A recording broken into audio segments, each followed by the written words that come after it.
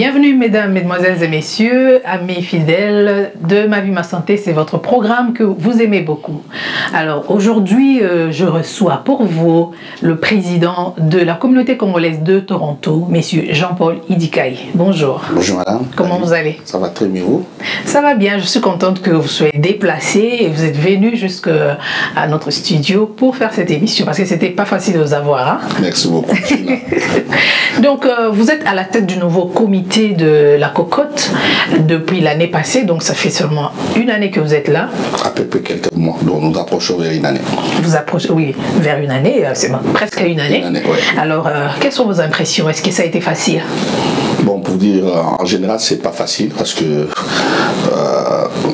nous faisons face aux Congolais. Vous savez, dans la communauté, il y a des défis. Il y a des défis à relever, il y a des problèmes sociaux, il y a beaucoup de choses à faire. Donc, ce n'est pas facile, mais avec la grâce de Dieu, je crois que nous sommes sur la bonne voie. Alors, quelle est la vision de la cocotte? Bon, la vision de la communauté est étalée en deux grandes parties. La première partie consiste à susciter de l'intérêt à l'implication communautaire auprès des jeunes, des aînés et des adultes. Nous voulons que chaque Congolais ou chaque Congolaise arrive à travailler pour valoriser la communauté. Nous voulons que chacun de nous se sente fier d'être Congolais et de créer une certaine connexion pour que nous soyons fiers d'être des Congolais, pour que la communauté soit comme un centre d'aide où il y a interaction sociale, où ça fait un choix beau de vivre. C'est ça. Et puis de l'autre côté, j'avais dit c'est des parties, et de l'autre partie, nous voulons lutter contre les antivaleurs dans la communauté ainsi que la pauvreté. Quand nous parlons de la pauvreté, nous avons trois piliers. Dans le premier pilier, nous avons les gens qui sont dans le welfare. Vous savez, les gens qui sont dans le welfare sont vraiment limités. Nous voulons les encourager à quitter le welfare pour aller dans le marché d'emploi. Le welfare, c'est l'aide sociale. L'aide sociale. Vous savez, quand on est dans l'aide sociale, on est limité et on est toujours dépendant par rapport au gouvernement. Mais quand vous quittez l'aide sociale, à moins que je me trompe, il nage dans les 500 Y. Donc si vous quittez pour aller maintenant dans le marché d'emploi, donc vous toucherez, je crois, au-delà de $1000. Et là, ça crée aussi une certaine indépendance financière dans la communauté. Et puis, de l'autre côté, l'autre pilier, il y a les étudiants. Les étudiants, quand on parle d'étudiants, nous voyons des jeunes, nous voyons aussi des adultes qui étudient. Nous voulons les encourager à aller encore de l'avant, en fait, d'avoir aussi de positions dans la communauté canadienne. Et ils peuvent aussi, pourquoi pas, devenir des lobbies dans la communauté. Et le troisième pilier, c'est le pilier des entrepreneurs. Vous savez, c'est un pilier très, très fragile. Nous voulons encourager les entrepreneurs parce que c'est là où tout se passe. L'argent passe entre les mains des entrepreneurs. Nous voulons encourager les entrepreneurs, soutenir les Congolais, les entrepreneurs congolais. Et il y a beaucoup ces temps des entrepreneurs congolais, les gens qui veulent se plonger dans cette aventure, dans les affaires. Nous voulons vraiment les encourager. Voilà pourquoi nous poussons beaucoup plus nos frères et sœurs congolais de consommer congolais, de soutenir les entrepreneurs. Si vous avez un service, vous avez par exemple quelque chose, il faut d'abord vérifier dans la communauté s'il y a un entrepreneur congolais qui peut être capable de le faire. Et je garantis que tous ces entrepreneurs ont étudié ici et ils travaillent sur la loi canadienne. S'il y a quelque chose et un défaut, ils seront poursuivis aussi sur la loi canadienne. Donc ils travaillent ici comme tout Canadien. Donc ils sont capables de le faire. Vous avez dit que vous voulez lutter contre les antivaleurs, contre la pauvreté. Quelles sont les stratégies que vous avez mises en place pour aider ces gens qui sont dans l'aide sociale à sortir de là? Est-ce que vous les aidez à avoir du travail? Est-ce que vous avez un centre d'emploi? Quelles sont vos stratégies? Oui, nous travaillons avec quelques agences de travail. Donc il y a les Congolais que nous appellent, surtout les nouveaux arrivants, quand ils arrivent, nous les conseillons. La première chose, c'est qu'ils vont, la première étape, nous demandons d'aller dans le bien-être social, mais après, nous les conseillons beaucoup plus de quitter le bien-être social pour chercher l'emploi. Il y a aussi les autres qui sont toujours connectés dans le bien-être social. Nous les encourageons à aller vers les agences en question pour trouver du travail. Il y en a beaucoup. Les agences qu'on appelle non des travail. Mais il y a beaucoup de gens qui nous appellent aussi qui ont des travail, mais on ne peut pas parler parce que ça fait partie de leur vie privée. Bon, c'est ce qu'on fait. Nous travaillons en connexion avec les agences d'emploi. Qu'est-ce que vous avez mis en place pour lutter contre les antivaleurs? Les antivaleurs, c'est ça. Donc là, nous sommes maintenant en train de travailler, c'est ça. Dans un premier temps, il faut amener les Congolais à bien utiliser les réseaux sociaux. Tout se passe au niveau des réseaux sociaux. Vous savez, on insulte là-bas, on fait n'importe quoi. Les réseaux sociaux, on peut devenir millionnaire. Les réseaux sociaux, on peut aussi détruire quelqu'un dans les réseaux sociaux. Vous savez, personne ne peut accepter d'être humilié devant les gens dans les réseaux sociaux. Donc, ça veut dire que tout Congolais ou Congolaise qui, à partir d'aujourd'hui, oserait de se mettre devant, insulter quelqu'un devant les gens dans les réseaux sociaux, si la communauté est au courant, nous allons accompagner cette personne. S'il est question d'aller à la cour, la communauté sera derrière pour lutter contre ça. C'est ce que nous voulons. C'est là où nous allons commencer. Et après, bon, il y a aussi d'autres problèmes privés qu'on ne peut pas étaler ici. Nous travaillons sur ça. On ne peut pas les dire tout. Voilà. Là, moi, je vous encourage parce que il y a certains abus et d'autres qui ne connaissent pas leurs droits et ils subissent des histoires comme ça. Alors, il y a quelques années, le Canada a facilité la venue des parents. Donc, pour inviter ou pour faire venir un parent ici au Canada, ce n'est plus quelque chose de difficile. Le gouvernement canadien a facilité tout ça. Les parents viennent maintenant facilement. Mais est-ce que vous avez un programme pour les personnes de troisième âge? Bon, effectivement, c'est ce que nous sommes en train de mettre sur pied.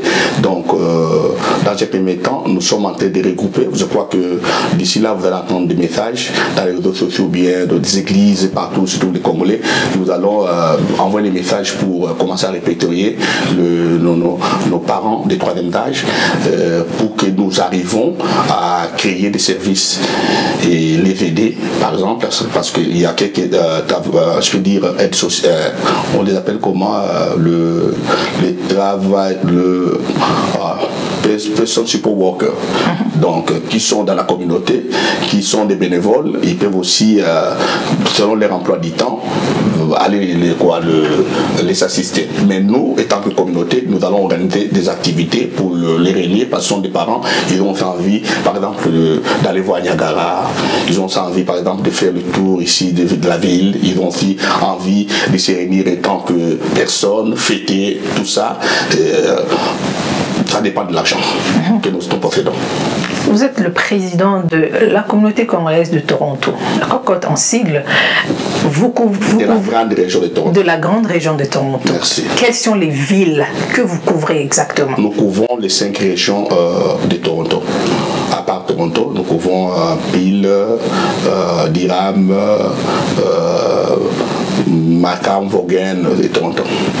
Est-ce que vous êtes capable de couvrir toutes ces régions parce que en pratique, la majorité de vos activités se passent au centre-ville de Toronto.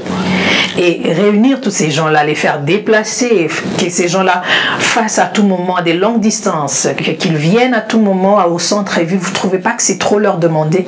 Pourquoi ne pas décentraliser vos activités? Non, vous me précédez, c'est ce que j'avais dit. Donc, dans notre plan d'action, nous avons un plan zonal. Donc, nous voulons gérer la communauté de proximité. Donc, ça veut dire que nous allons créer des poules, des chefs de poules. Nous avons déjà quelques-uns. Il y a les autres qui devaient déjà commencer à travailler, mais ils ont vu la tâche de travail. Ils ont essayé de résister. Donc, nous sommes en train de travailler là-dessus. Je crois que cette année, si Dieu le veut, vous allez découvrir les chefs de poules de chaque zone. Est-ce que ces chefs seront votés ou c'est vous qui les nommez? Ils ne seront pas votés. Ils seront pas votés. Ça se passe comment? Non, nous sommes en train de chercher des gens. Je lance aussi un appel, si ça vous intéresse, nous sommes en train de chercher des gens qui aiment travailler dans la communauté, qui aiment aider les autres, qui sont flexibles. C'est avec ces gens-là qu'on peut travailler. Donc, s'il arrive par exemple les problèmes, moi j'habite Toronto, il arrive par exemple les problèmes à Peel, par exemple les cas de deuil ou bien un problème qui demande les gens avant qu'on arrive là-bas, la personne qui est là peut se déplacer et être au courant et puis résoudre les problèmes s'il y a moyen. Et nous allons descendre après, c'est ça. Donc c'est comme ça que nous voulons gérer la communauté. Et puis si vous demandez à Jean-Paul Amogué-Sorier de chercher un avenir par exemple à Peel, je ne connais pas tout Toronto, mais la personne qui habite cette zone est capable d'aller là-bas sans problème. Vous voyez? Donc voilà pourquoi il faut des gens qui sont là parce qu'ils connaissent des besoins sociaux qui sont là-bas, ils connaissent aussi des réalités sociales qui sont sur place. Donc, mais vous ne trouvez pas que c'est trop grand pour vous? Bon, si on décentralise, ça ne sera pas grand. Si on décentralise, ça ne sera pas grand. Donc, nous sommes des Congolais. S'il y a un problème, on nous appelle, mais les Congolais qui sont là-bas aussi, ils s'organisent. Monsieur Jean-Paul Dikaye, si aujourd'hui les Congolais de la région d'Épile ou de la région des Durham décidaient de s'organiser à leur manière et de ne pas faire partie de la cocotte, est-ce que vous allez les soutenir? Pour le moment, non. Ça ne fait pas partie de la vision de la grande communauté que nous avons. Donc, dans un premier temps, il faut d'abord que nous soyons soudés parce que nous avons plein de défis et il faut d'abord arriver à résoudre les problèmes sociaux ensemble. Et le Canada est un grand pays et ce sont des communautés émergentes qui sont respectées. Si nous commençons à nous émietter, la force aussi diminue. Donc, il faut que nous soyons, pour le moment, nous soyons regroupés pour que nous constituions une force afin de se faire respecter au Canada. Je crois que quand on sera respecté, c'est à ce moment-là qu'on pourra devenir indépendant comme vous voulez, mais nous sommes déjà respectés, nous occupons de l'espace comme les Indiens. Parce que les Indiens, pour le moment, il y a déjà l'émiettement, mais ils sont respectés. Je n'encourage pas cette idée. Vous n'encouragez pas, mais vous ne voyez pas que le Canada, c'est vraiment c'est vaste, c'est immense. Donc, vous avez pleinement raison, mais n'oubliez pas que vous respectez les Indiens ici parce qu'ils sont regroupés. Si aujourd'hui un Indien postile, on sait c'est à 90% Brampton sera voté. Pourquoi on sait qu'Brampton sera voté? Parce qu'il y a une forte concentration d'Indiens qui habitent au Brampton. Et ces Indiens sont regroupés. Et sur nous, les Congolais, comme on a déjà cette maladie de nous émietter, et on commence maintenant à se dissocier de la communauté. Voilà pourquoi les Canadiens ne respectent pas. Ils nous disent déjà que nous sommes divisés. Il y a déjà nos frères de la côte qui sont là. C'est aussi déjà un problème. Et si maintenant s'ajoute encore d'autres associations congolaises, vous voyez qu'au niveau du gouvernement, ne seront pas respectés. Là, c'est sûr, je vous le dis. Vous avez indiqué les Indiens. Mais concernant les Congolais, est-ce que vous avez un nombre approximatif des Congolais qui sont dans la grande région de Toronto? Madame, permettez-moi de vous dire que si il est question de se référer aux statistiques Canada, parce que quand même je suis président de la communauté, j'ai appelé moi-même le bureau des statistiques Canada pour savoir, mais je suis désolé de vous dire que nous ne sommes pas plus de 3000 sur le statistiques Canada. Ça veut dire que les Congolais n'ont pas cette habitude d'aller se faire recenser.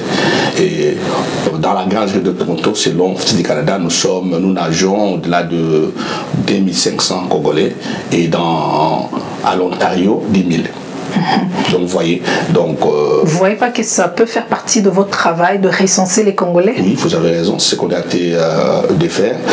Nous avons été trahis par rapport à ce qui nous a été arrivé au niveau de notre site web. On utilisait le domaine .org. Mais il y a eu le virus là-dedans, on nous a conseillé de changer de domaine.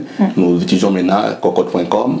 Donc ça veut dire que le site web a changé, on est en train de refaire le site web. Et auparavant, quand on avait tracé notre plan, tout devait être aussi centralisé à partir du site web pour amener les gens à se recenser et centraliser les données à partir du site web. Donc on attend d'abord qu'on puisse terminer avec le site web et nous allons continuer ce que nous comptons faire. Mais c'est un grand projet, faire le recensement, c'est pas de l'eau à boire. Donc ça demande aussi de l'argent là-dedans parce que vous toucherez la grande région de Toronto. Donc il y a la partie sensibilisation, il y a la partie mouvement, il y a aussi partie l'argent. Donc tout ça compte, c'est un grand projet, on est en train de travailler là-dedans, on cherchera des bénévoles, bientôt vous serez au courant. Est-ce que vous savez combien de temps ça pourra vous prendre pour que vous commenciez ce processus de recensement? Je crois qu'à la fin de cette année, on va commencer le processus de recensement, à la fin de cette année. Si tout va bien, début décembre ou janvier, mais selon les conseils qu'on nous a donnés, par exemple à l'été, on ne peut pas faire les recensements parce qu'il y a les autres qui sont déjà en voyage, donc on ne peut pas faire. Les gens se déplacent à tout moment. On attend quand les gens se placent ici, les gens travaillent, ils sont ici, c'est à ce moment-là que vous pouvez déclencher des recensements. Parlons maintenant de la carte de membre. Comment cela va se passer? Est-ce que c'est déjà c'est déjà en disposition des membres de la communauté ou c'est encore un projet? C'est à quel niveau? Non, Non, ça c'est pas un projet, nous sommes déjà au niveau de la finalisation. Qu'est-ce qui s'est passé avec la carte? Nous avons déjà imprimé la carte, pour dire la vérité. On avait essayé d'imprimer certaines cartes, mais il y a une ligne, on ne sait pas d'où ça venait, sur la carte, et ça a effacé un peu certains écrits. Voilà pourquoi, en raison de qualité, nous avons essayé de fixer ces problèmes. C'est là où nous sommes. Je crois qu'avec la grâce de Dieu, si tout va bien, c'est moi ici, à la fin du mois, au début du mois prochain, on aura la carte. Mais quels sont vos objectifs en voulant que les gens puissent posséder la carte? Ah, c'est ça. Donc, vous savez que l'argent est au centre de tout. Une communauté respectable doit avoir l'argent dans les comptes bancaires. Donc, nous sommes une communauté, nous sommes plus de 5000. Imaginez-vous, Madame Dali, 6000 Congolais aujourd'hui, j'ai dit aujourd'hui, 1000 Congolais se décident de donner $10. 1000 Congolais aujourd'hui. Au moment où je vous parle ici, 1000 Congolais donnent $10. Automatiquement, la communauté aura $10 000. Imaginez-vous maintenant s'ils font ça 5 fois. Donc automatiquement, la communauté a $50 000. Mais imaginez-vous maintenant si les Congolais continuent avec cette idée. Mais dans notre plan d'action, nous avons essayé de ne pas fixer les Congolais. La cotisation, normalement, c'est $5 par mois. Et avec l'habitude des Congolais, selon les études que nous avons fait, nous ne pouvons pas commencer à demander des Congolais chaque mois $5. Non, ça ne passera pas comme ça. Nous avons essayé d'aller sur la tâche pour mettre, pour regrouper. Donc, 2 mois, $10, 6 mois, $30, une année, $60. C'est très facile. Mais nous arrivons à contacter ces Congolais, vous demandez et ils vous donnent automatiquement $60 pour toute une année. Il y a les autres qui vous donnent 10, 20 et ils donneront après. Mais ça va, ça marche. Mais avec cette allure, si nous touchons par exemple 5000 Congolais et qui commencent à cotiser, ils arrivent à cotiser $60. Madame, je crois qu'on commencera à parler déjà de projet bureau. Projet bâtiment de la communauté. Parce que nous sommes forts. Nous sommes forts, nous sommes capables d'avoir un bâtiment ici. Nous sommes très forts. La communauté est forte. Vous voyez, la loi de la masse, la loi de la foule, ça compte beaucoup. Même les politiciens utilisent cette loi. Donc, nous sommes une force, mais on est en train de se sous-estimer. Il faut que le Congolais se valorise. Il est temps que nous nous valorisons. Si tout Congolais se met ensemble, il décide de se mettre ensemble, finalement, et de commencer à cotiser, la communauté congolaise deviendra une force dans quelques mois, croyez-moi. Alors si ce n'est pas discret, pour l'instant là, dans le compte bancaire de la communauté congolaise de Toronto, combien vous avez? Je ne peux pas vous le dire sans parler avec la trésorière. Donc, c'est elle qui détient toutes les informations. Oui, donc pour le moment, je ne peux pas parler parce que, de toute façon, pour vous informer aussi, Jean-Paul ne touche pas l'argent et il n'a aucun droit d'aller à la banque pour prendre l'argent. Donc, c'est les vice-présidents et la trésorière qui signent pour avoir de l'argent. Moi, je supervise, mais je n'ai pas le droit d'aller là-bas. Donc, c'est la question que je lui ai donnée pour dire que le président n'a pas touché. Donc, sentez-vous à l'aise pour votre argent. Le président n'a rien à voir là-dessus. Vous avez parlé du bâtiment. Oui. Qu'est-ce que vous voulez faire avec ces bâtiments? Parce qu'on ne sait jamais, peut-être qu'il y a quelqu'un qui peut faire un don de $30 000, 50 000, on ne sait jamais. Qu'est-ce que vous voulez faire avec ces bâtiments? Vous savez, dans la communauté, il y a des besoins. Il y a des besoins que nous disons besoins réels. Il y a aussi des besoins ressentis. Je parle d'abord des besoins ressentis. Je donne l'exemple d'un couple qui travaille, qui rentre à la maison par exemple à 20h. Donc ils ont des enfants, donc il faut faire garder les enfants. Ils ont déjà des besoins qui ressentent sur la garderie. Mais la garderie ici, normal, c'est à 18h qu'on ferme. Mais s'il est question de chercher une garderie, il faut que ce soit ailleurs, c'est un besoin. Nous avons des enfants ici, des enfants de Congolais. Ils ont des problèmes congolais ici. Et ces enfants, il faut qu'ils soient encadrés. Il faut qu'ils se retrouvent quelque part pour être encadrés, pour qu'il y ait des GE, pour qu'il y ait des ateliers. Il faut qu'il y ait un point de repère pour ces enfants. Donc Donc, c'est déjà un besoin pour les parents. Donc, le besoin est là pour le résoudre. Il faut qu'il y ait d'abord un bâtiment. Dans ces bâtiments, ils peuvent avoir des travailleurs sociaux. Vous créez des activités qui pourront attirer les enfants. Quand ils vont venir, il y aura des travailleurs sociaux. Ces travailleurs sociaux seront là pour commencer maintenant à conseiller les enfants de l'atelier. Atelier, on donne des ateliers sur les jeunes filles, aux jeunes filles par exemple, aux garçons, ateliers d'ensemble, contre des crimes, tout ça. Mais après, on les laisse jouer. Nous avons aussi les parents. Nous avons de problèmes ici, de nouveaux arrivants quand ils viennent. Il faut qu'il y ait un centre de repère quand ils viennent, comment les orienter. Il faut qu'il y ait aussi des travailleurs sociaux là-dedans. Même des gens qui travaillent à l'immigration, des consultants à l'immigration. Dans ces bâtiments, quand vous arrivez, ils peuvent vous orienter dès les débuts jusqu'à la fin du dossier. Nous pouvons avoir des médecins. Les centres francophones, ce qu'ils font là, les Congolais peuvent le faire. Il suffit d'avoir les bâtiments, les services viendront. Nous avons beaucoup de Congolais qui sont des compétents, madame, je vous le dis. Nous avons des médecins de la communauté, nous avons des enseignants de la communauté, nous avons des ingénieurs, nous avons presque tous ces gens-là. Donc il suffit de trouver un endroit et tout dépendant de leur emploi du temps. Et on va donner des services. Donc il faut qu'il y ait un endroit, un point de repère pour les Congolais. Là où il y aura un bureau de Congolais, là où les gens, s'ils ont des problèmes, peuvent venir résoudre leurs problèmes, là où les enfants peuvent venir pour faire des ateliers, là où on peut, si on manque quelque chose pour imprimer, on peut imprimer dans la communauté, s'il est question d'écrire une lettre, on peut écrire dans la communauté, tout ça. C'est rien ici. Ouais, c'est ça. Et la carte de membre, si on peut encore en parler, qui a droit à la carte? C'est à partir de quel âge qu'on peut posséder la carte? À partir de 17 ans. Okay. À partir de 17 ans, on peut posséder la carte, mais comme je vous dis, la carte est gratuite. La carte est gratuite. Si vous donnez votre première cotisation, on vous donne la carte, et c'est à ce moment-là que nous commençons à vous suivre. Si par exemple, vous n'avez pas donné la cotisation, comme vous avez la carte déjà, vous êtes déjà membre, et nous avons les droits de vous appeler pour vous rappeler de faire votre cotisation. Est-ce qu'il y a des avantages d'avoir cette carte? Oui, d'avantages il y en a, et c'est ce qu'on a été travailler. Je vous avais parlé des entrepreneurs. Nous avons beaucoup d'entrepreneurs pour le moment. Nous parlons aussi avec les entrepreneurs. Ils donneront des rabais. Bientôt, vous allez voir dans la communauté, il y a 60% d'entrepreneurs qui sont dans les immobiliers. Mais admettons maintenant que vous avez un problème, par exemple, dans la maison, et vous avez besoin des services, et cette personne vous dit, écoutez, si vous êtes membre de la communauté, voici les rabais. C'est ce qu'on a fait parler avec les entrepreneurs. Donc vous avez déjà décidé, on est en train de parler, oui, tous les entrepreneurs, ils sont d'accord.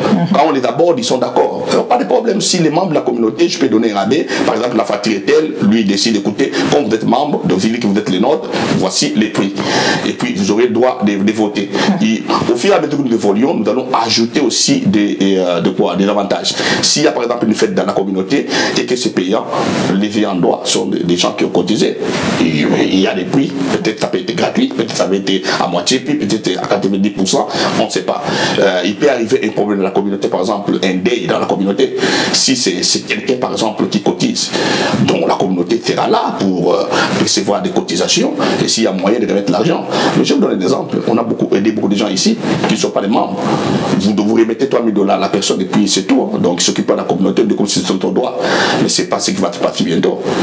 Bientôt quelqu'un appelle, donc il n'est pas membre de la communauté, nous serons là pour compatir, et tant que les Congolais, ça s'arrête là. Ça s'arrête là. Donc on ne peut pas dépenser l'énergie pour rien. Vous parlez, vous insistez sur la cotisation, mais nous sommes dans un pays où le social est bien organisé. Pourquoi ne pas laisser la cocotte, cette organisation, avoir des subventions? Merci beaucoup, madame. C'est une bonne question.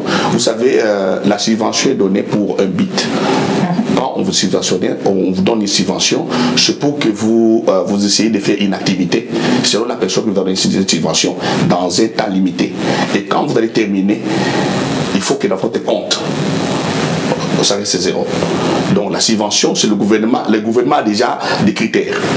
Les critères sont là, les activités sont là. Donc vous allez appliquer. Si vous êtes admissible et qu'on vous donne la subvention, il faut que vous allez travailler selon les critères qu'on vous a donnés. Donc, et puis les temps limités. Nous ne refusons pas la subvention. Nous ne refusons pas, nous regardons le programme de gouvernement. Ce n'est pas aujourd'hui où vous vous réveillez pour dire écoutez, je vais avoir la subvention. Non, on refuse aussi la subvention parce qu'il y a beaucoup de ONG ici qui demandent des subventions. Mais nous, étant qu'une communauté, nous regardons aussi comme je communauté. Vous avez dit les besoins réels de la communauté. Si nous voyons que cette activité, les Congolais vraiment en ont besoin. Donc ça veut dire qu'on va essayer de demander la subvention pour bénéficier le Congolais de cette activité. Mais il faut savoir aussi que quand vous demandez la subvention ici au Canada, il faut que ce soit ouvert aussi à d'autres communautés. La plupart des subventions sont générales, sont d'ordre général. Donc on ne peut pas avoir une subvention seulement pour la communauté. Non. Si par exemple vous avez une subvention, par exemple une équipe de football, il faut dans cette équipe qui est des Sénégalais, des Indiens, d'autres personnes de notre communauté. C'est ce que le gouvernement encourage. Mais voilà pourquoi nous, quand nous demandons des cotisations, c'est pour un but aussi précis. Un but précis, nous savons ce que nous comptons faire avec cet argent. C'est ça. Et nous ne serons pas contrôlés par le gouvernement, nous serons contrôlés par des Congolais. Il y a des gens qui sont en train de parler, de se plaindre par rapport aux activités du 30 juin. C'est comme s'il y a tout le temps les mêmes activités. Les gens vont jouer au foot et après ça, les gens vont manger et boire. Est-ce que vous ne trouvez pas que c'est maintenant une routine et les gens sont un peu, je pourrais pas dire fatigués, mais ils veulent quelque chose de pratique, quelque chose de nouveau. Par exemple, faire des conférences pour nos jeunes, lorsque nous savons qu'il y a trop de problèmes chez les jeunes, parce qu'ils sont nés ici, des parents immigrants, il y a un problème d'incompréhension, un problème sérieux. Pourquoi vous gardez toujours les mêmes activités chaque 30 juin? Est-ce que c'est un manque d'idées? Vous n'avez plus d'inspiration? Qu'est-ce qui se passe? Madame, si vous observez loin ce qui se passe dans la communauté, je crois que quand on est avec Freddy, vous allez voir que vous allez observer que dans d'autres 30 juin, s'il y en a eu 4 ou 3, nous n'avons pas fêté. Donc il y a eu d'autres activités. On n'a pas fêté. Donc laissez-moi vous dire que la communauté congolaise n'a jamais organisé une fête le 30 juin. Vérifiez, vous allez voir, dans les annales, rien. Parmi les années, quand Freddy était là, 15 jours, on avait organisé la fête des 30 juin. Mais le foot, oui, parce que les gens, vous savez, dans la communauté, il y a les gens qui s'intéressent aussi au football. Et les gens qui aiment les soccer pour se réunir. Même ici, quand il y a la Coupe du Monde, les gens sont intéressés. La Coupe du Monde est suivie partout. Les gens aiment cette activité. Et voilà pourquoi, quand nous organisons le soccer, il y a beaucoup de gens qui aiment ça. Les gens aiment, c'est la plupart des hommes, hein, la plupart des hommes. Hein. Ah, mais oui, si ton homme aime ça, tu l'accompagneras. Mais c'est pas seulement ça. Hein. Nous organisons l'équipe de basket pour déplacer des jeunes aussi. C'est ce qu'on est en train de faire. Le problème, c'est les temps. Nous courons aussi derrière les temps. Mais laissez-moi souligner une chose. Vous parlez aussi des 30 juin, mais il y a des bouches qui disent que non, je ne peux pas fêter. Vous voyez, les 30 juin, moi, je préfère me taire. Oui, vous avez raison. Mais il faut savoir que nous avons payé bien notre indépendance. Il y a eu des gens qui ont versé l'exemple pour que nous donnions l'indépendance. Jeune qu'il soit. Lumumba, quand il était à la table ronde, il était jeune. Monsieur est mort. Vous comprenez? Et il y a eu aussi la révolution congolaise. Il y a eu des têtes qui s'étaient tombées pour que nous donnions l'indépendance. Nous, maintenant, Congolais, c'est le temps d'assumer notre indépendance. Ce n'est pas le temps de se décourager. Nous ne sommes pas indépendants. Non, nous sommes indépendants. C'est le temps d'assumer cette indépendance. Pour assumer, oui. Vous l'assumez dans le sport? Non.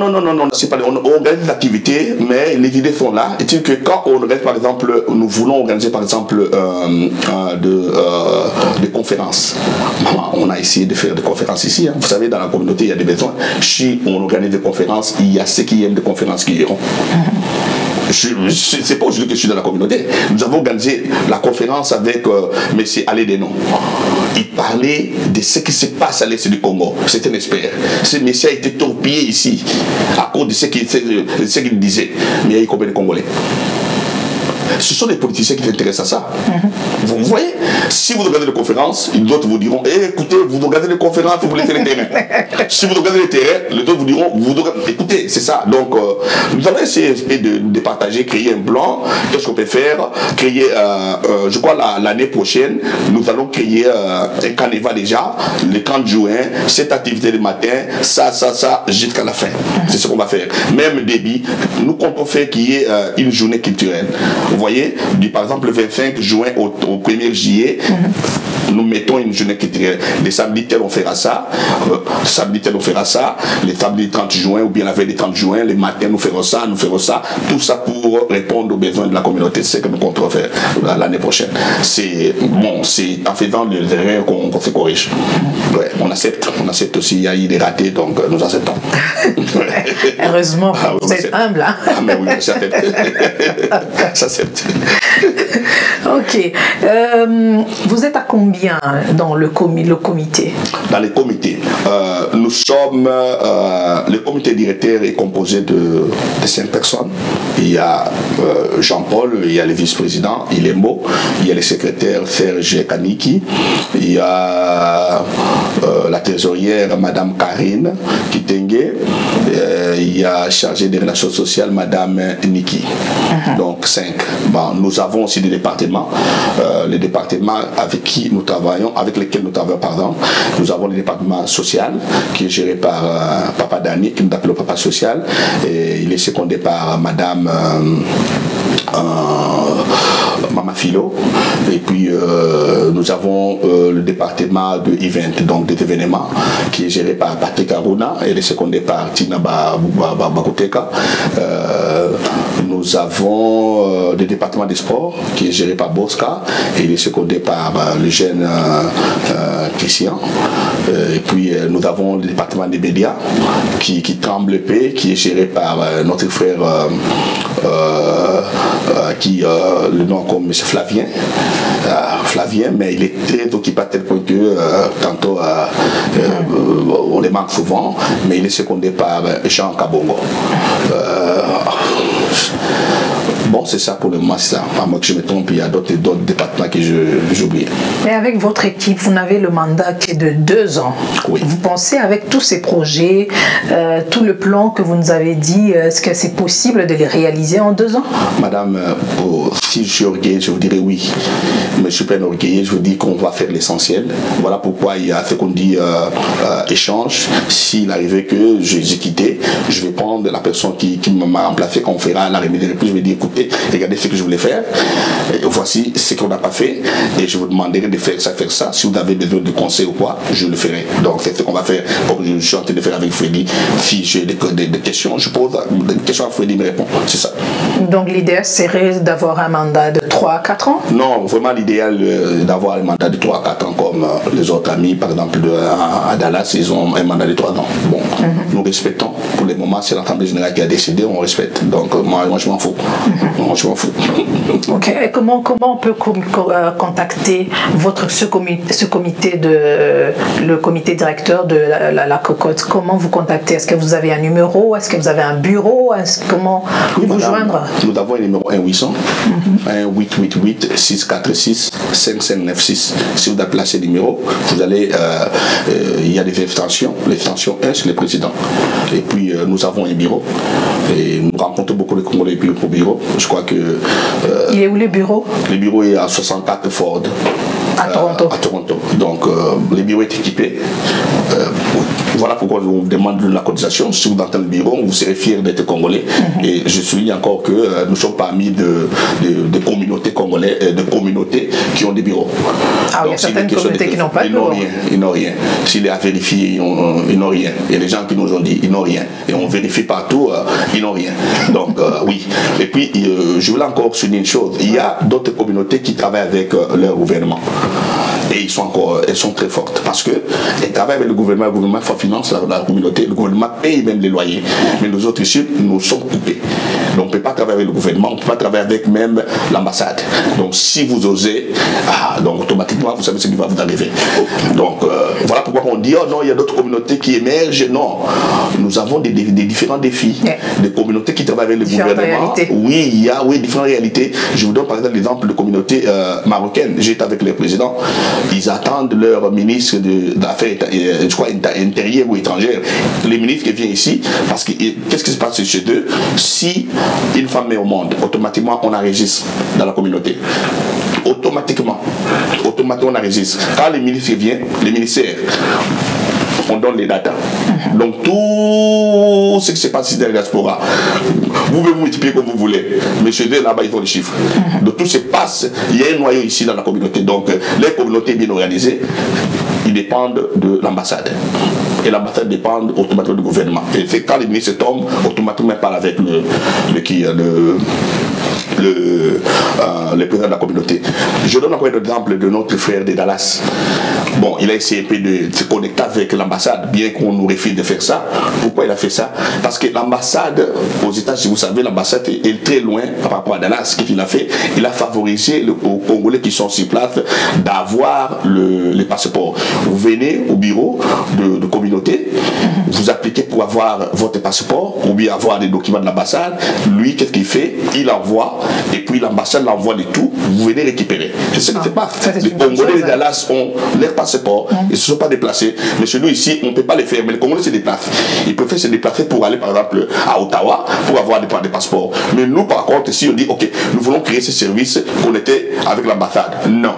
Donc, pourquoi ils refusent? Vous savez? Est-ce que vous savez les raisons? Nous représentons des Congolais. Le gouvernement qui est en place est illégal.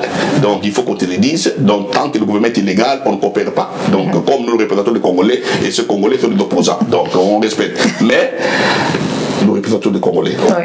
Même ceux des PPRD. Mais la majorité de ces gens qui sont ici ne veulent pas ce qui se passe au Congo.